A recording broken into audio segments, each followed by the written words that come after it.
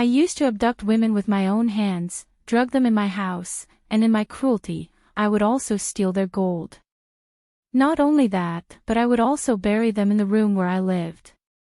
They called me and my sister serial killers and the icons of crime in Egypt, while others said we were freedom fighters working for Egypt against British occupation. They argued that I should be called a martyr instead of a killer, and my sister a freedom fighter instead of a singer. So, what's the truth behind all this? I am Raya bint Ali Hammam, and my sister is Sakina Ali Hammam. We turned Alexandria and all of Egypt upside down from 1919 to 1920.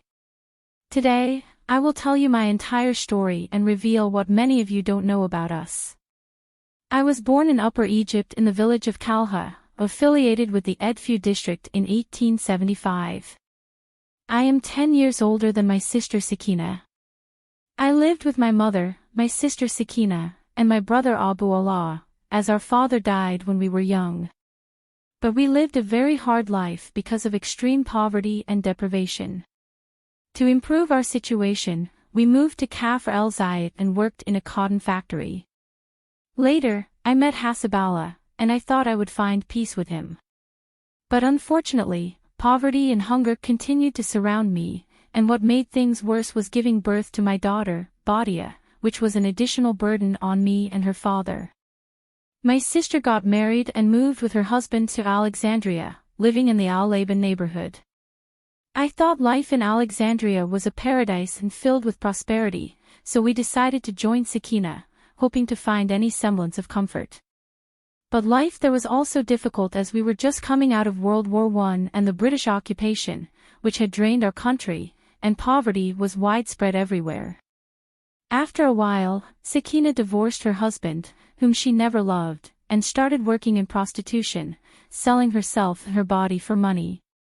I found no other solution but to engage in illegal activities, though not like her. I worked in other illicit activities such as facilitating drugs, alcohol, and secret prostitution. I used to bring women to men on demand in my house and took my share, and of course, Sakina helped me because it was her original job. After some time, Sakina married Muhammad Abdul Al, who was her neighbor and loved her dearly, and she quit her old job.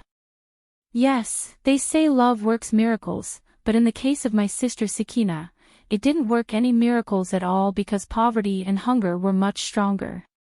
We constantly thought about where and how to get money, and since crime begins with a single step and knows no end, we decided to start a new phase in our criminal history, luring women to steal their gold and valuables, then disposing of them completely and burying them in our house to hide any trace of them. We used to burn incense day and night to hide any foul odor that might give us away.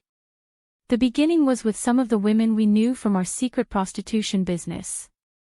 Imagine visiting your friend, only to disappear without a trace.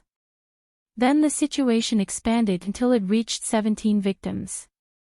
In reality, the crime scene wasn't just one house but 4 houses, all near Menchia Square. Finally, I thought luck had smiled upon me as doors began to open, and money started flowing into my hands, mine, my husband's, my sister's, her husband's, and our helpers Abdul Razik and Arabi. But indeed, nothing stays hidden forever. Eventually, the secret was uncovered purely by coincidence. Believe me, just as I tell you. The one who discovered it was a simple man named Ahmed Morsi, who had rented a room in the house. The man was so happy with the room that he decided to fix it up and install plumbing to bring in water, which is why he kept digging until he found some strange bones. The man was shocked and continued digging like a madman until he uncovered the rest of the body.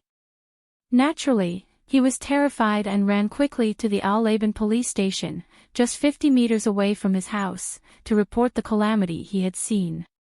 Of course, someone might ask what the room had to do with us.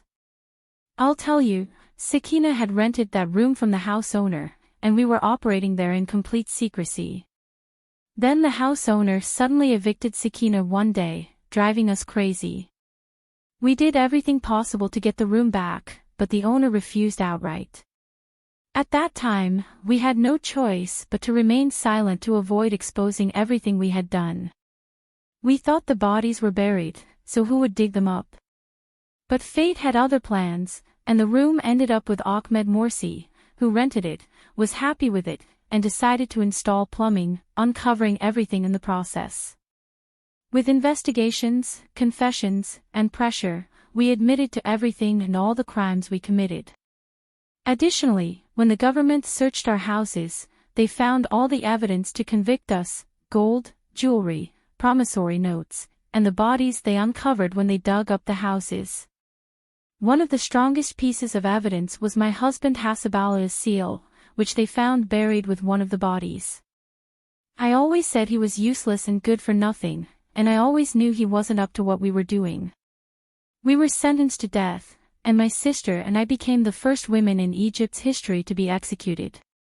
That day, I stood tall and told my daughter Badia that I wasn't afraid, that I was brave and standing where the brave stand. I did what no one else could, confusing the government and the entire country. But surely, the truth isn't like that. Surely, I was scared, not of death or the noose, but of the hereafter. But it was too late. This is my true story, and any other story isn't true. This is the legendary tale of Raya and Sakina, which has been made into movies, series, and plays. Raya and Sakina, from whom I hope you learn and stay away from crime, content with what is lawful even in hardship. What truly broke my heart was my daughter Badia. Some say she was taken to an orphanage that later burned down, and others say she died of tuberculosis. In any case, from the day she was born, she was doomed because God gave her parents who didn't deserve to be parents in the first place. Even after our deaths, she continued to live in our dark legacy. I heard she couldn't live among people because they constantly shamed her for our actions. But may God have mercy on her. In any case, judge us after knowing our circumstances. Did we really deserve to be hanged? Listen to all the episodes on Flash TV, divided into parts, and then judge for yourselves.